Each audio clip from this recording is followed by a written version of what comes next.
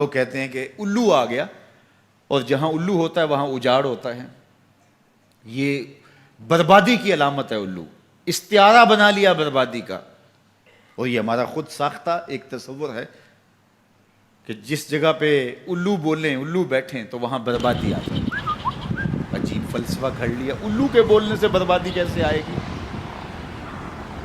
اور اندر کا نفس الو بن گیا تو پھر بربادی آئے گی. اس کو دیکھو کہ وہ خراب تو نہیں ہو گیا.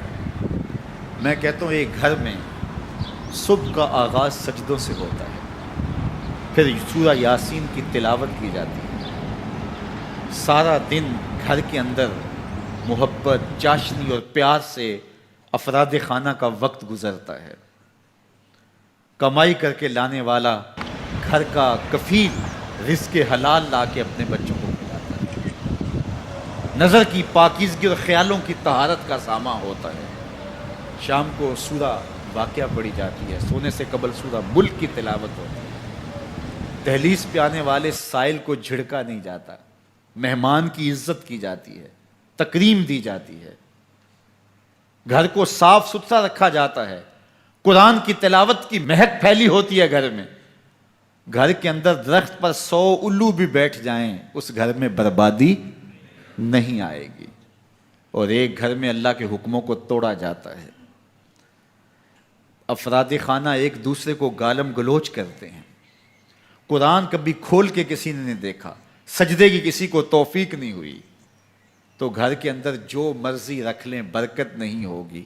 میاں یہ تو تمہارے اعمال کا نتیجہ تھا، لیکن تم نے لگا دیا الو کے کھاتے کہ الو بیٹھ گیا، یہ سب کچھ بربادی ہوئی. تم نے وعدے توڑے، تم نے لوگوں کو 2 نمبر مال دیا، اس لیے تمہاری فیکٹری برباد ہوئی، اس لیے تمہاری دکان نہیں چل رہی.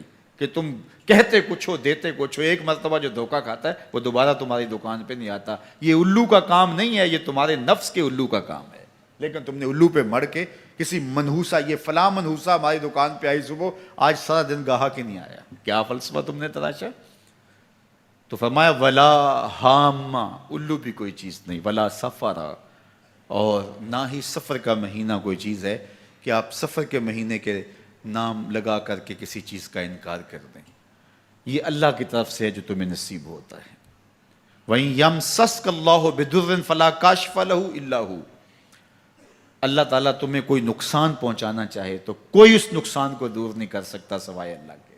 اور اگر اللہ تمہیں کوئی بھلائی دینا چاہے، تمہیں بہتری عطا کرنا چاہے، فَلَا رَادَّ لِفَضْلِهِ، اللہ کے فضل کو کوئی واپس بھی نہیں کر سکتا، لٹا بھی نہیں سکتا. اللہ کے فضل کو کوئی ٹال بھی نہیں سکتا.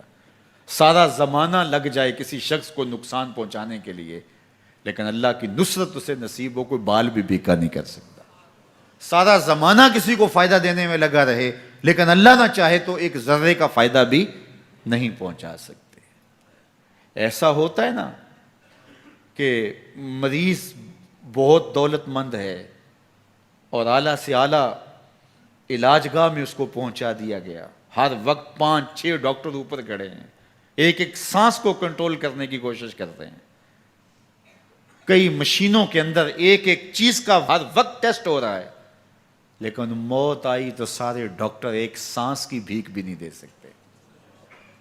اور دوسرا بیمار پڑا ہے، ہاسپٹل والوں نے بھی جواب دے دیا، اس غریب کو کسی پرواہ نہیں کی ہے، اس کو باہر جھاڑے میں پھینک دیا. میرا مالک شفا دینا چاہے تو اسے عطا کر دے.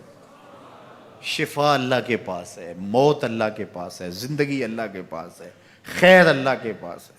وہ جس کو جو چاہے عطا کرے.